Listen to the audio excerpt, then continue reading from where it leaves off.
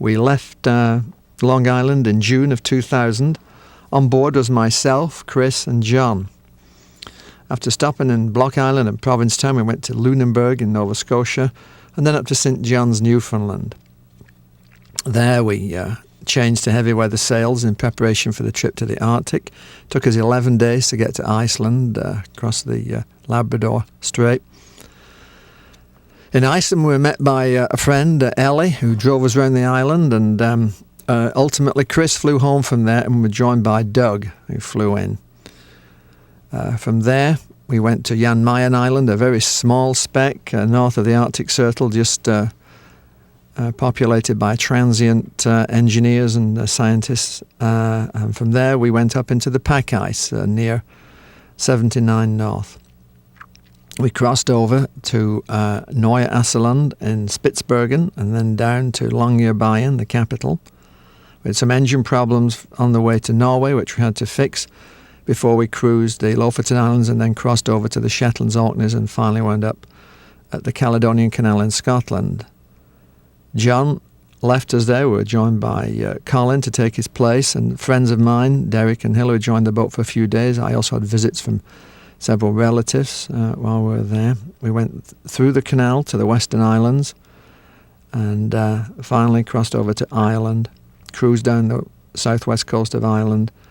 And we spent a week in Cork where my Aunt May joined us with her sons, my cousins. We looked up some family history there. We saw our old friends we'd met going around the world, Barbara and Frank. And from there we crossed over to Portugal. When we arrived in Portugal, we were joined by Bill Steenberg, and Doug flew home. We cruised down the coast of Portugal, stopping at many historic spots on the way. And then in Lisbon, I flew home for a couple of weeks. Colin flew home. When I got back, we couldn't get an extra crew member, and so Bill and I crossed the Atlantic together in time to get to St. Martin in the Caribbean for Christmas, when my daughter Brenda joined us, and we had Christmas with friends who lived there. Bill flew home from there, and we're joined by Teresa and T, an English lady and an Italian lady. And we cruised to the Virgin Islands and Puerto Rico. In Puerto Rico, T flew back to England, and Chris joined the boat.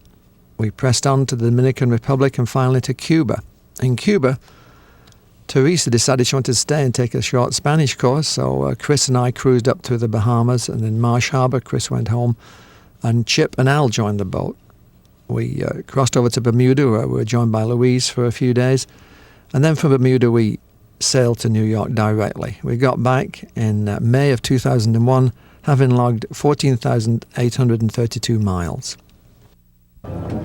June the 4th, going away, Bon Voyage party.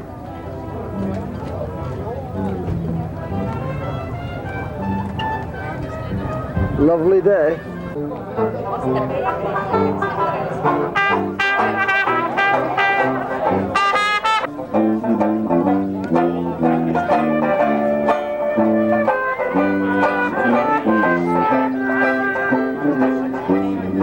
Hello. Hi, Red. And goodbye. This is Janine, stuck in the Patchogue River.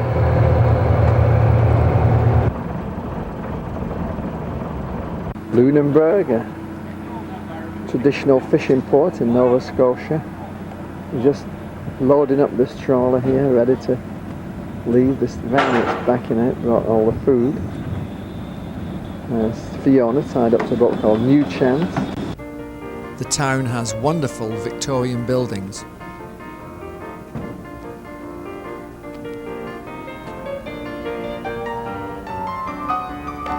This is a famous building in Lunenburg. The Lunenburg Academy, apparently been used in several Hollywood films over the years.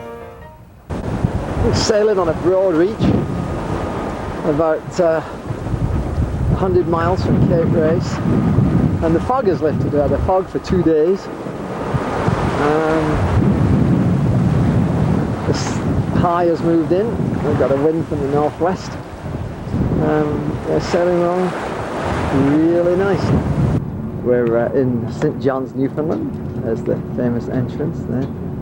And we're bending on our storm sails. It's always hard to get that storm jib in the groove.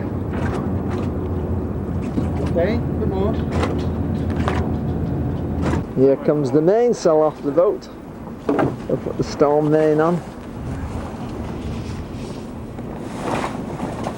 Well, I guess if you start the flake, we can bring that across. But we need the bag. Fairly light winds in the Labrador current. I just thought I'd try and take a shot so you can see the kind of misty day that's typical of the Labrador current. Anyway, somewhat dull. Lots of condensation on the... Reykjavik is a well-protected harbour. This is our pontoon in Reykjavik. We've arrived at the same time as the NATO fleet. There's some of the ships. Here's Fiona. Reykjavik harbour. You can see they've got the barrel up there at the masthead for finding whales. And the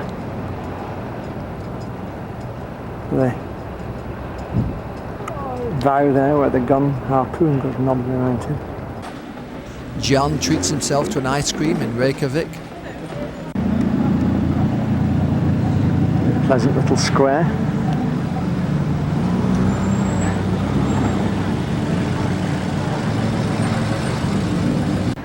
This is the lake in the centre of town. Yesterday it was full of ducks. And today it's full of seagulls. Oh, lots of ducks over there. This is the rugged, lava-strewn countryside of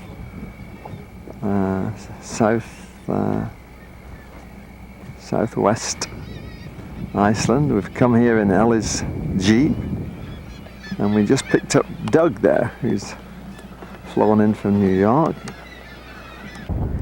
Here we can see the skipper bird watching.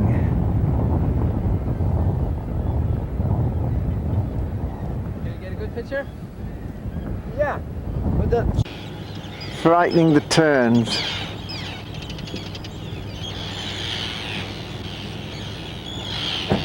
They don't like it. They're nesting in these grassy tussocks here. This is the Blue Lagoon. It's hot springs pumped from the geothermal plant over there, and it's full of all apparently life-giving chemicals. I think it's close to 40 degrees Celsius. Wow. This is really warm. And here's the skipper in the muck. All right, this is That's skipper. Spring. We've done it.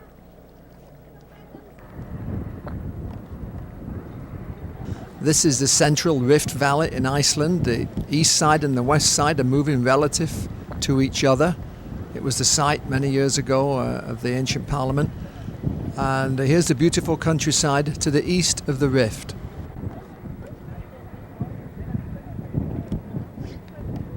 This is the geyser area. And old geezers come to look at the geyser.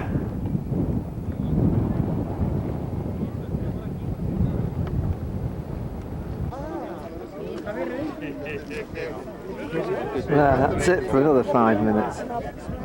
Gloop gloop machine.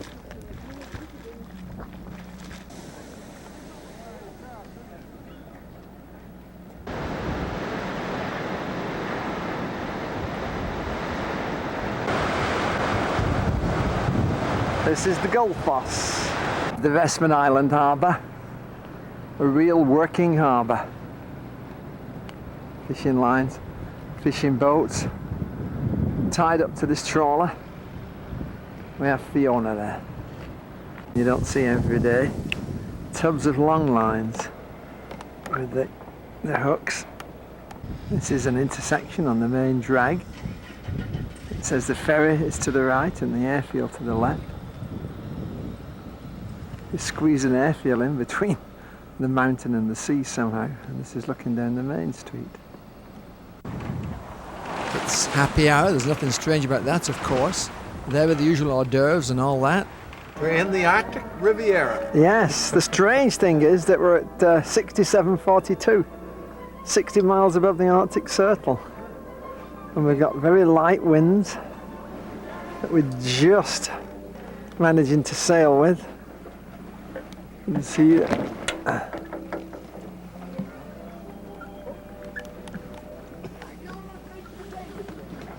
and otherwise we could be in the Caribbean. Even the temperature's pretty good. Must be about in the 50s. This is Jan Mayen Island, the north end. Brownberg Mountain in the background. Very rare you can see the top of that mountain actually. South side of Jan Mayen. See some breaking waves in front of those stacks there. Must be a coral reef, I guess. This is the jeep that the station commanders allowed us to ride in here on Jan Mayen. There's Doug getting a shot. And this is a view of the east side. Just out there, as we came round the island. This is late on Sunday evening after a very pleasant stay in the centre of the Jan Mayen community. And there's a signpost that it's probably difficult to read. It's got directions to hundreds of towns, and the difference in the distance is Berenberg. It's midnight True. in Jan Mayen. Thank you. Yeah. That's true. It is midnight. And the sun is just down there. I daren't put the camera around.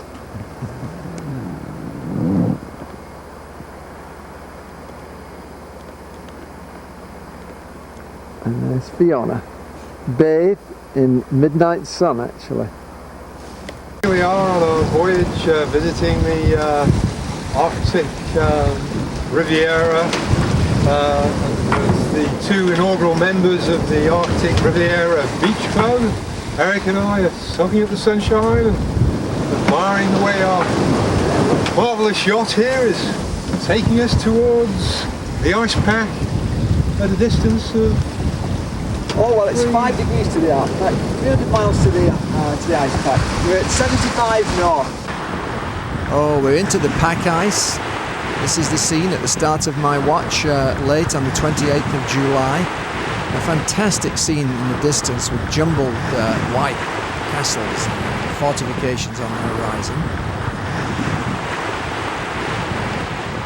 It's actually bloody cold, and we don't have the Dodger up. We like to see where we're going, and we have to take the spray as it happens. Yeah, just after midnight on the 29th, and we're just sculling around through the floors here, getting some footage. In the distance you can see the more solid ice there.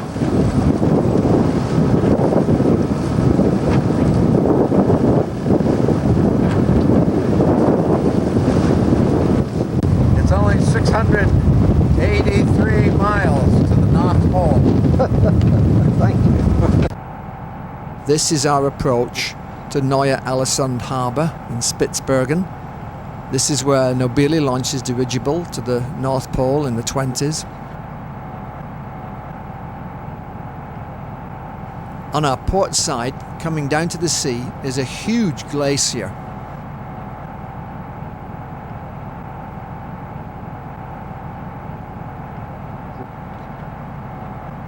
Ahead, dominating the skyline, are the Three Crown Mountains. Here we have a sunny day in Nelson. Furthest permanent settlement north of the Arctic Circle. This is the mast that Nobili used to anchor his dirigible on the famous trip to the North Pole. Still there. And this is Neue Aalesund, north end of Svalbard. It's very snowy and foggy today. Typical, I guess. And it was a mining town from the 20s until the 60s.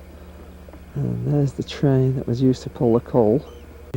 You have to travel armed here And so, here's... Okay, John, wave your shotgun around. The Mossberg pump action 12 gauge, loaded with slugs, heavy slugs. There's some other inhabitants of Svalbard there with the shotgun. Well, that's a rifle, isn't it? This is sailing down Foreland Fjord from Nyasaland to Longyearbyen, and you can see it's quite a dramatic shoreline.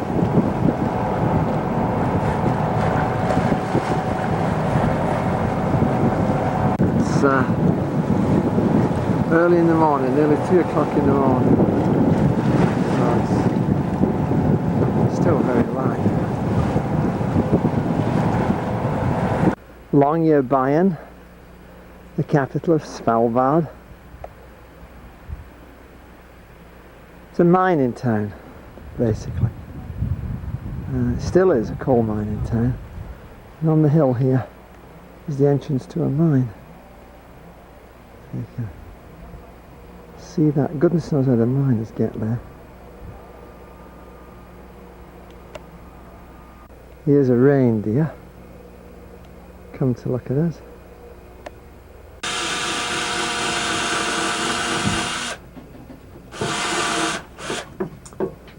Here is Eric producing a blanking plate for the water pump, drilling the holes, and there on the tabletop is the rest of the water pump, and Doug with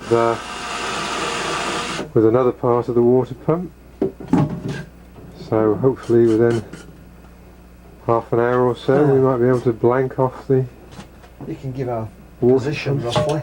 Position 7726 north, 13.8 east.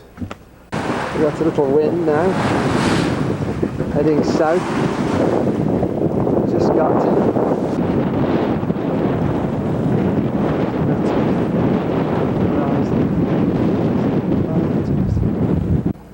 Doug is stitching and reinforcing tips, the jib that tore when the foils of the furling lines of the furling system separated. Oh, it went right through my hand. It's alright, you got 2. This is a Colin Archer boat called Svalbard in Buda, pronounced in English Bodo. It's 100 years old. It was built as a rescue boat originally for Svalbard fishermen, and it was built by the Colin Archer yard with the same wood used to build a frame. We got into here this morning. We're trying to fix the mechanical problems that we had that forced us into Buda for the first place. And this is what Buda looks like. This is the waterfront at Buda, as it's called, Bodo in English, and it happens to be happy hour. So here's some happy crew members. Let's have a look at what we have in, chaps. Wait a minute, I'm going to zoom in. Here we are, in the Arctic Riviera. Yeah, we're above the Arctic Circle We were here. forced to eat these prawns. Yeah, washed down with red wine from Hardy's private vineyard. That's what it said. Doug Hardy's private vineyard. Scott Joplin playing. We're at 68 something north, a couple of degrees above the Arctic Circle, and it's really nice here. Alright, one last wiggle from your prawns before I shut the camera off. There we are. Oh, and not to forget Eric's dip. The most rapid tidal stream in the world. These currents here are going up to 20 knots. Incredible velocity. This is the reconstruction of a Viking longhouse at Borg in the Lofoten Islands.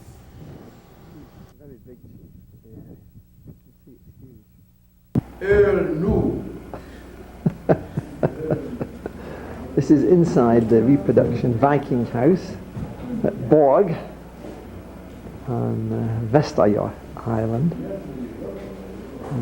Very gloomy. Here's Eric at the shoe store. The Viking shoes. And Size 10 medium. My size. look at those beauties there. This is the guide at the Longhouse telling us about helmets. And speaking of helmets, Here we have a Viking. There we are. this is the coast of Vestager, and in the distance, the troll-like mountain of Penningfjord. It looks really like trolls live there. This is the entrance to Nusfjord.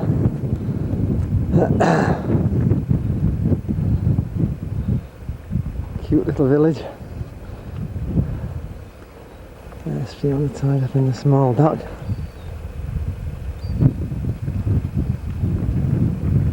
Here's the old lady salting fish.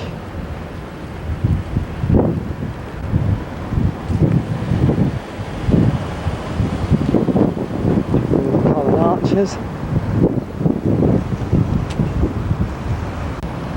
And the real Fiona. Some nice architecture here. Particularly this building. Really fancy decoration under the window. And here's a very nice ship's chandelier. Well, the sun has set and we're reaching the edge of the oil fields. This is one of the last ones. At one time there were 20 rigs in view in this North Sea oil field. This is at the north end of the North Sea, about 70 miles from the Shetland. This is Lerwick in the Shetland Islands, and of course the Vikings were here too.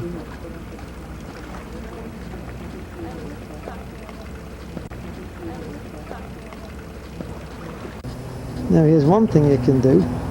You've got an old boat. You can make it into a garage. And Doug, there, in the entrance of the Stromness Hotel, is going to attend a beer festival. There we are, live music.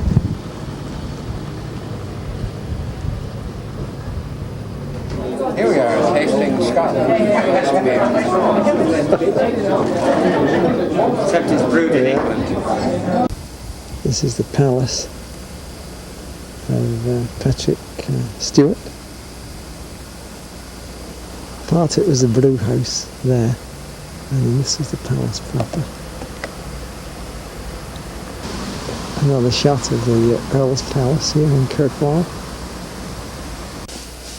Here's the tomb of John Ray, the famous Hudson Bay explorer, doctor, well-known Arctic explorer.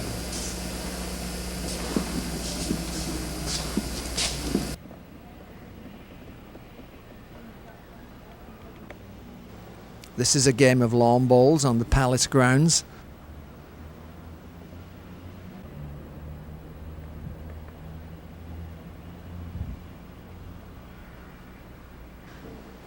In the English style, the balls are biased so that they roll in a curve. Makes it more difficult to play.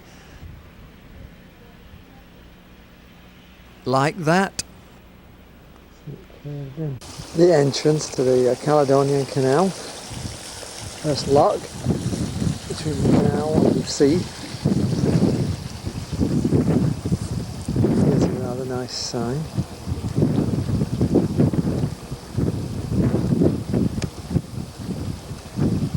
Here we enter the Muirtown rock, and we're about to climb way up here. We're going to lift this whole boat all the way up. And here is the Fiona passing through the lock. This is in Loch Ness, going through the Caledonian Canal with Hilary and Derek, our new crew member, Colin. Doug's still there. This is John the Brocket on Loch Ness.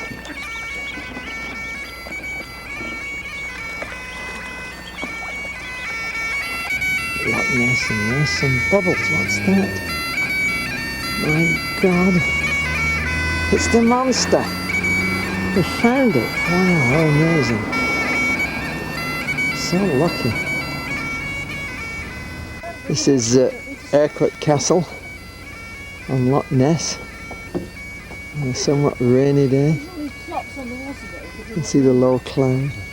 Here you see the moat. This castle dates from the 12th century. More shots of Urquhart Castle overlooking Loch Ness.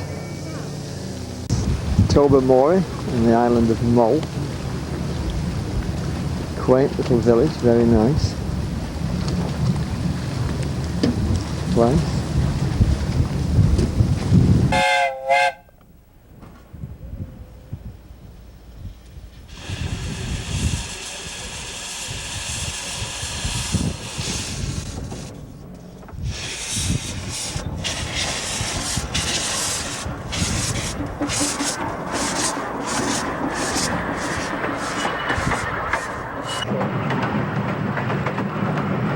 There's the castle in the distance, and beyond Loch Linney and Mull Sound. This is a somewhat rough day. Going past Staffer Island. That's Staffer, which we just took some pictures of with the columnar basalt. And then there's Springle's Cave.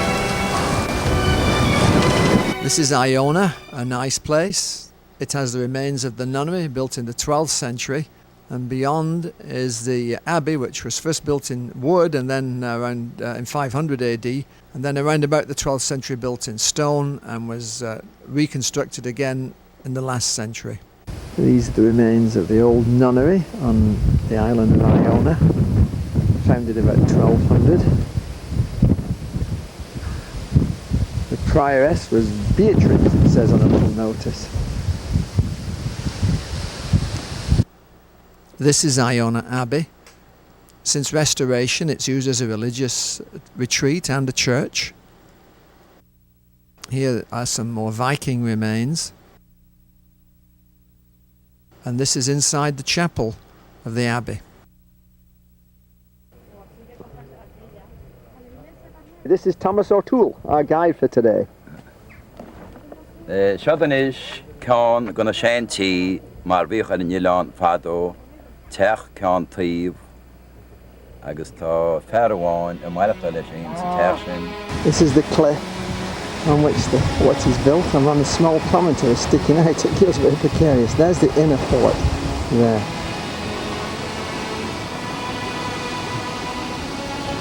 And this here is the outer wall of defence. One way in, which apparently, when it was in use, had internal passages so that you could attack the people trying to break in through that door. Yeah. Here you can see the astonishing amount of stone walls. The tour guide that we had told us there were 7,000 miles of stone walls on this island. And in fact, the island is only about 4 miles by 2. So you work it out at the walls. This is Gallerus Oratory, the site of Gallerus Oratory, and similar to other monastic settlements, it's got the surrounding rath or stone wall, and it's got the dividing wall. Many archaeologists would say it was 8th century AD. Others would say it's 12th century. And the reason people argue it's 12th century is because although it's built in a very primitive, simple style, the window at the back of the oratory is a typical 12th century Romanesque round arched window.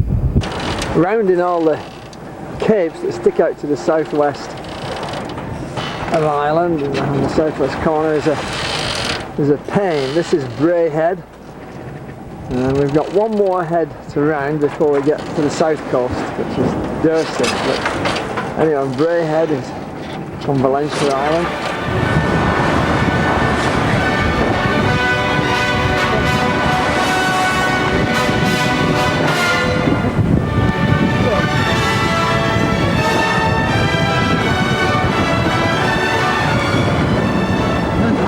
Pretty good. That's really something. There's the rip at the north end of the channel.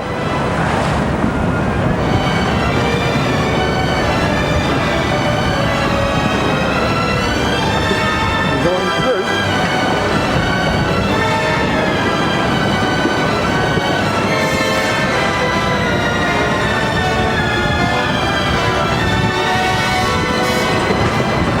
This is called Blackball Head, about 6 miles from Castletown, with a nice rainbow.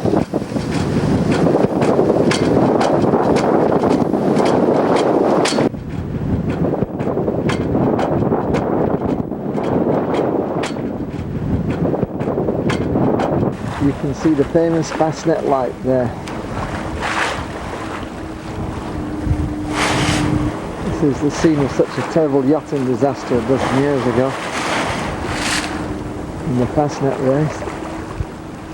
Quite a lump of rock. This is Wellington Garden in Cork, and May is standing by number 10, where William Gilmore, John, lived with William Gilmore as his son. This is number 10, Wellington Square, where John Gilmore Forsyth lived with his wife Margaret when he left the army. This is Viana do Castelo in Portugal. Nice sunny day for a change. And momentous events are occurring. Give me a smile, Bill. Hi. Bill Steenberg has joined us, and Doug is going to leave today. The minute I felt warm weather, it was time to go. We've been freezing for 2.5 months. Very good. Old buildings here on the square. Lots of school kids over here.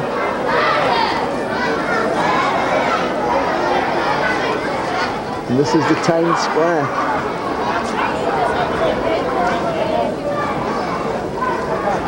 With the fountain.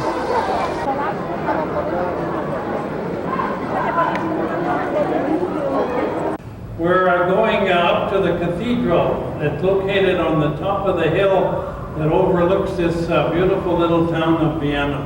And this is the funicular.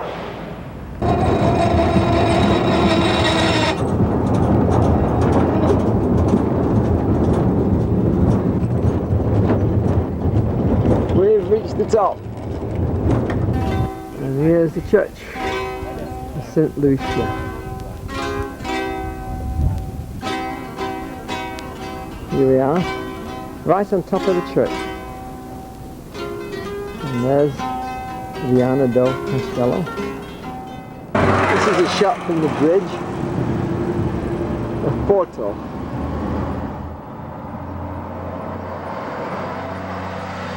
Parts of Porto fall into bits. See there, and then Look, the vines are growing over the ruins. the buildings. Of the castle, right? This is inside the yard next to the keep here. Fortunately, that door's locked. You can't get in. Shut. Wall, the church. Inside, this looks like the sort of veranda. Twice a big room through that door. This is a wonderful door portico here, although the carvings are mostly eroded away.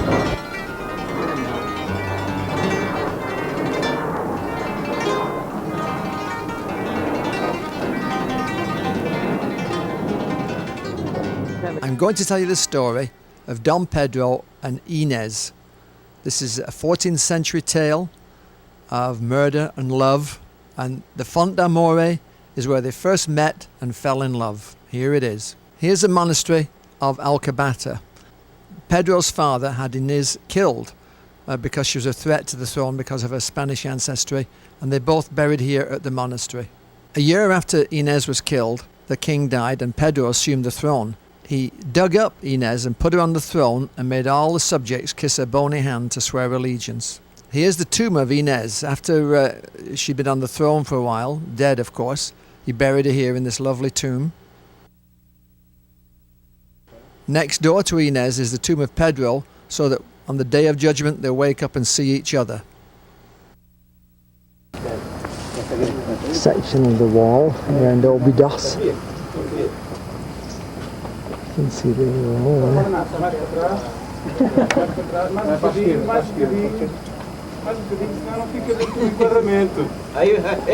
There's the castle. More of Obidos. This is the scene at Peniche in Portugal when the fishing fleet come in. And the ladies set to mending the nets there. It is approaching Lisbon. We take the old Tagus River. I don't know how you pronounce it. Good beam wind.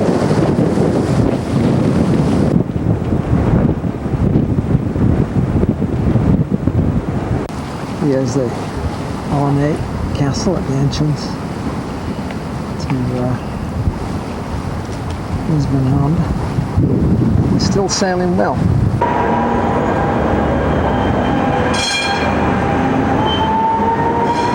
I'm going the other way.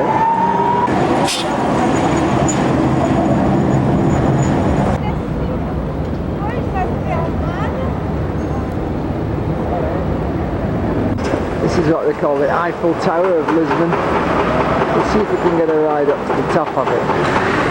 This is on top of that Elevador. On the hill is the castle. And down below, Lisbon itself.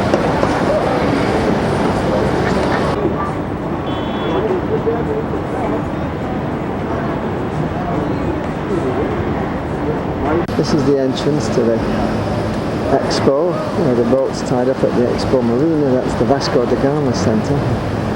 Here's a fantastic bus and train station that we built. Just amazing, this place.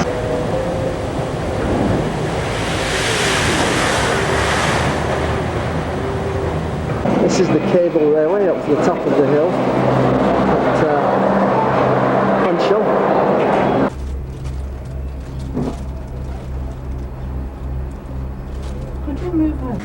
Off we go.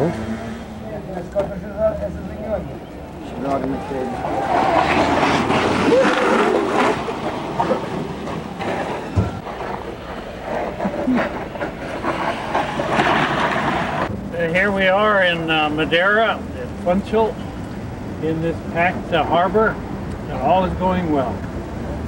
And we're leaving today, right? And we're leaving today for the Caribbean. And if this is a crowded harbour, boy, I don't think they could squeeze another boat in no matter what. Nice shots of the interior of Madeira. Very rugged and spectacular. As we leave on our way to St. Martin.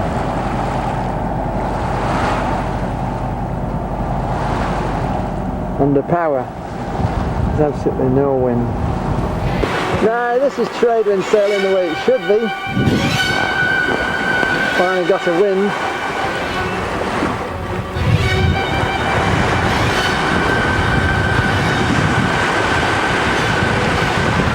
And we're in the trade wind. It's a beautiful, beautiful day. The water's so blue, the sky's blue, the sun's shining. We're about 51 west, 19 north roughly. About 700 miles from St. Martin. So, she's really moving. This should be there in 5 days, or less. Here's our new navigator taking a sight. Somewhat rough conditions, rolling around makes it hard to get a good sight. How are you going on? Well, I get it, but I lose it, Eric, before I get it down to the horizon. You'll get it.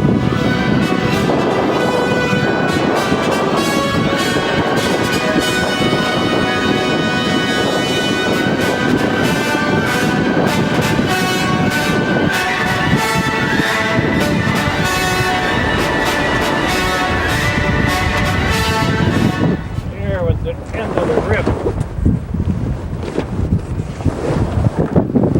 Yeah, hold it up, Bill.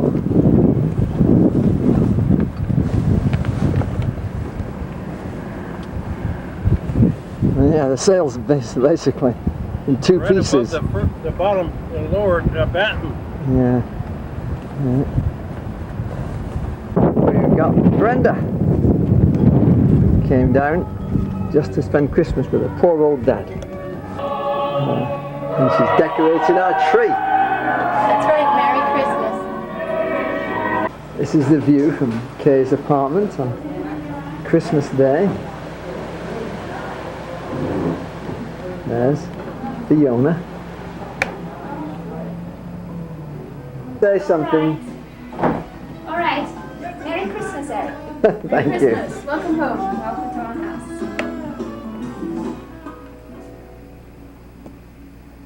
Are you going to pour the rum on, Yes. Victoria? Mom, you got a light Ah. pour? Yeah. And I'll light.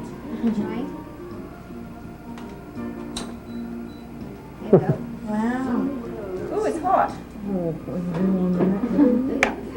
Oh, there we go. Tell me when you're ready. All right, go ahead.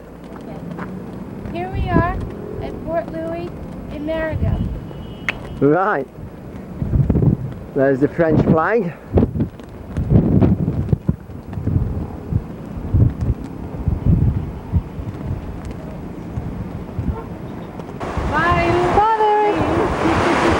This is Anagada. We're advertising spam today. Very famous town. Around up there. Anything comes here. One thing they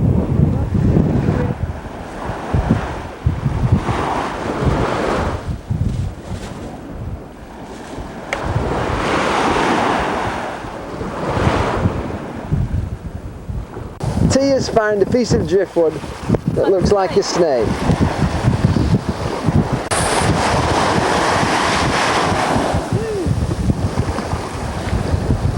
Here's to the cruising life,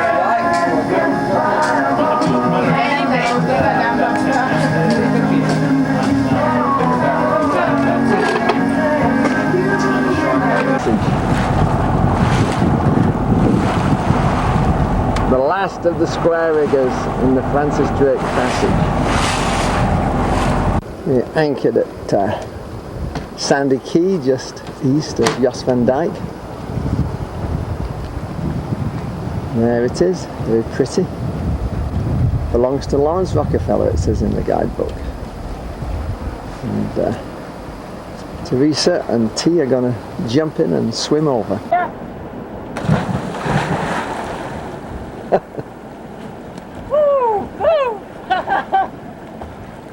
These are the remains of the old windmill. When it wasn't windy, they used the horse walk, which is just on my right. This is one of the best preserved. Of course the top is missing with all the gears and stuff. This is the western end of the Francis Drake Passage. With Jos van Dyke over there in the background. Tortola here. And there, through that gap, you can just see West End. This is the small island of Calabrita. There's Calabro over there. And we're going to see if we can find our way to the lighthouse. There's Fiona.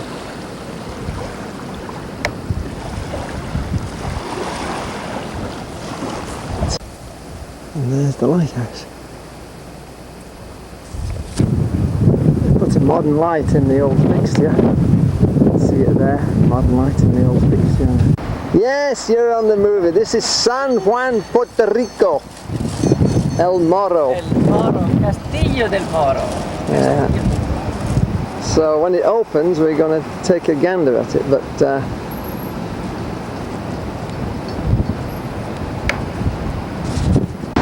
another shot of El Morro. Look into the seaward. And then looking east, you can see the other castle. There's a waterfall in the rainforest on El Yunque.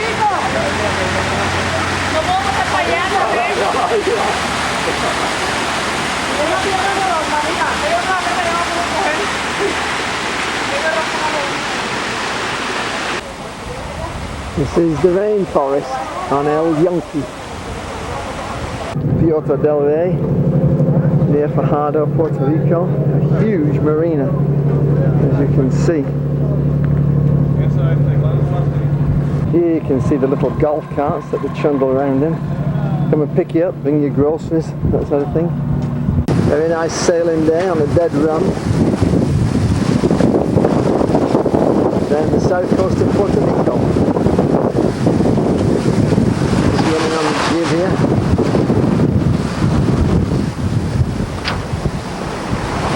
Heading for Isla Cacha de Muertos, Coffin Island in English. And to our amazement, up in the sky, there's a radar balloon. Presumably looking for illegal immigrants coming in from Haiti or Dominican Republic. Piña colada. Piña. Ah, piña. Ananas. Piña colada, questa qui? Sì, plantage di piña. Questa piantaggine qui? Plantage di. Essa? Una bambina. Una pequeña? Una pequeña. Having collected Yeah. cafe and cocoa. No, that's No, it's not cocoa. Cacao. Cacao. Yeah. Cacao. And also pamplemousse as well. Yes, pamplemousse. When Trujillo was dictator, he and some investors bought the small key on the left. The government built a bridge from the mainland to the key, but nothing was ever built, so it's a bridge to nowhere. Now there is a handyman special. Here's a dog walking on 3 legs.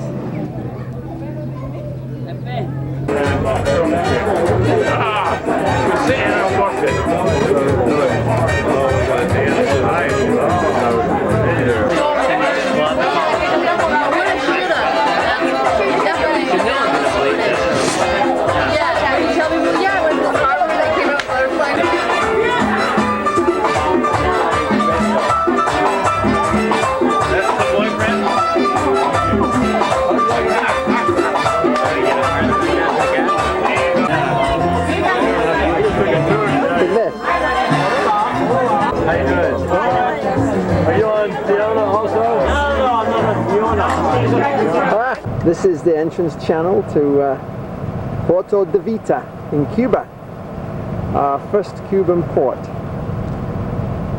It's well marked, you can see the red and greens. This is the pet dog looking for drugs. Okay, make it look for drugs, could you?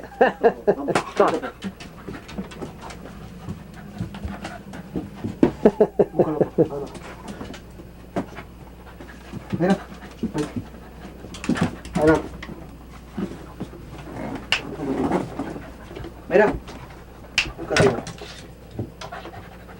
Arriba. This is a common sight on a long cruise. Fixing the sail. In this case, the foot of the jib is torn. And we put it on that patch there. Everything's all ready to go.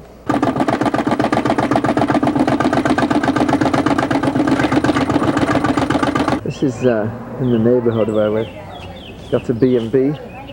This lovely old house has one lady in it that's 70 odd and is basically falling to pieces.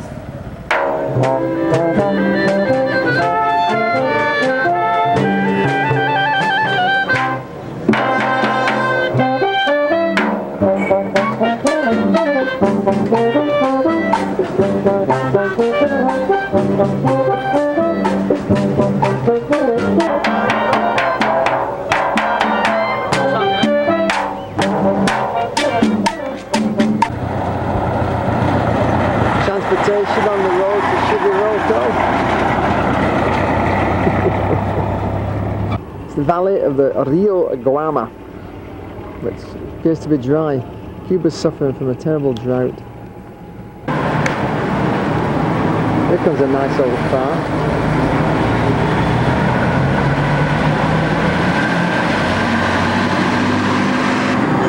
Here's another old car.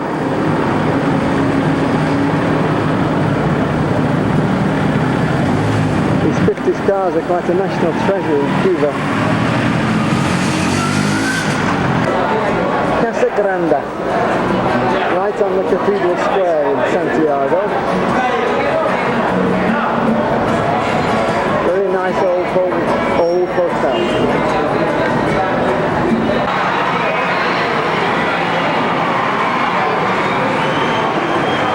This is Ragged Island in the Bahamas, our first landfall from Cuba. We got here a couple of days ago. We've been waiting for the north wind to die down, and looks like today we can move, perhaps under power. The interesting thing about this place is there's a crashed DC-3 that's been turned into a restaurant, which we'll go and take a picture of in a minute. Here are the wings and the engine nacelle, right there, of the DC-3. Remains of the undercarriage.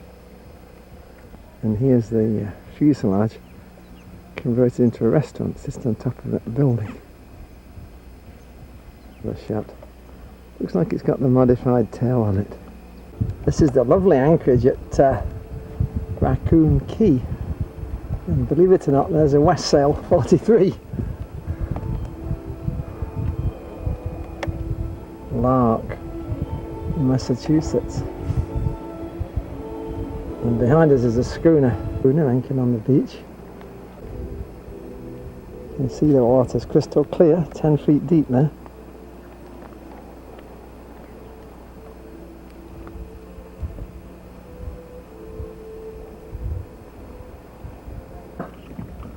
The perfect Bahamas anchorage. This is the famous church that Father Jerome built after he converted to Catholicism. Now, you've got to bear in mind that he'd already built a church for the Anglicans, and then he came back and built this one. We'll go and look at the Anglican church. This is the Anglican church that Father Jerome built before he became Father Jerome, when he was an Anglican priest. This is the annual yacht regatta in Georgetown, Exumas.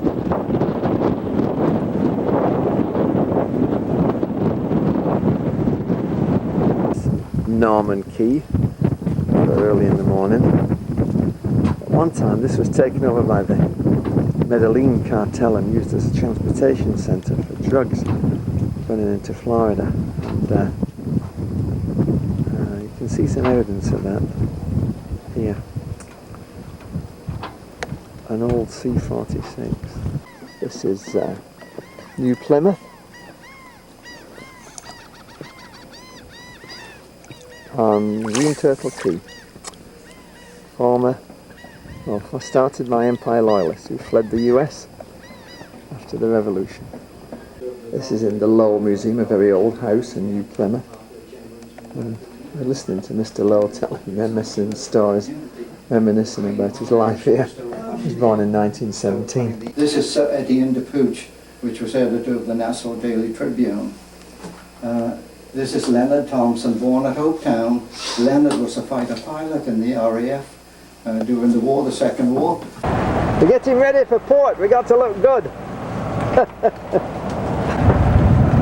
The guys are cleaning the boat.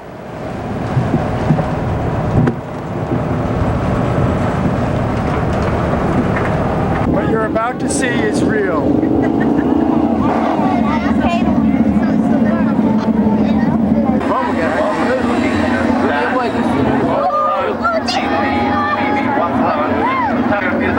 probably have way more heart attacks than that.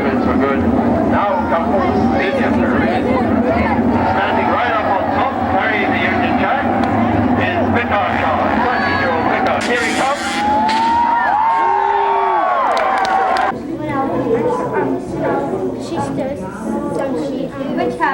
Here's the cake exhibition. And here's the rose exhibition. Somebody's killing a cat.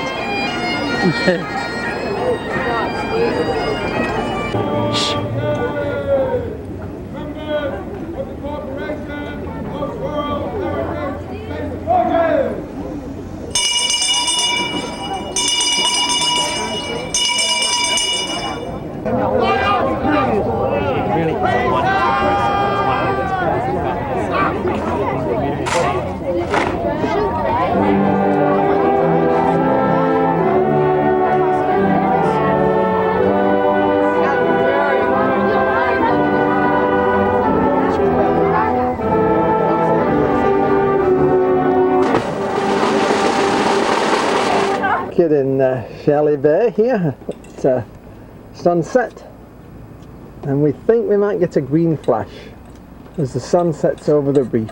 You never know. Enjoying a delightful dinner by the skipper, who always prepares the best cuisine. Oh, well. We decided to let him stay for another week since he outdid himself today.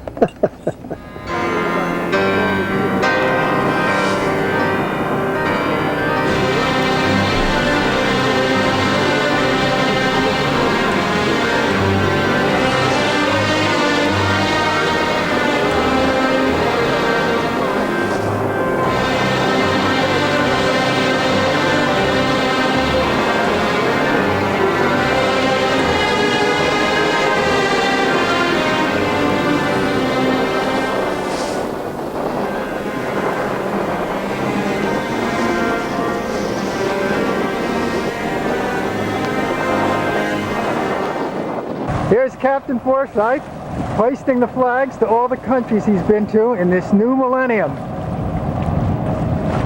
Pretty impressive. Congratulations, Captain Forsyth!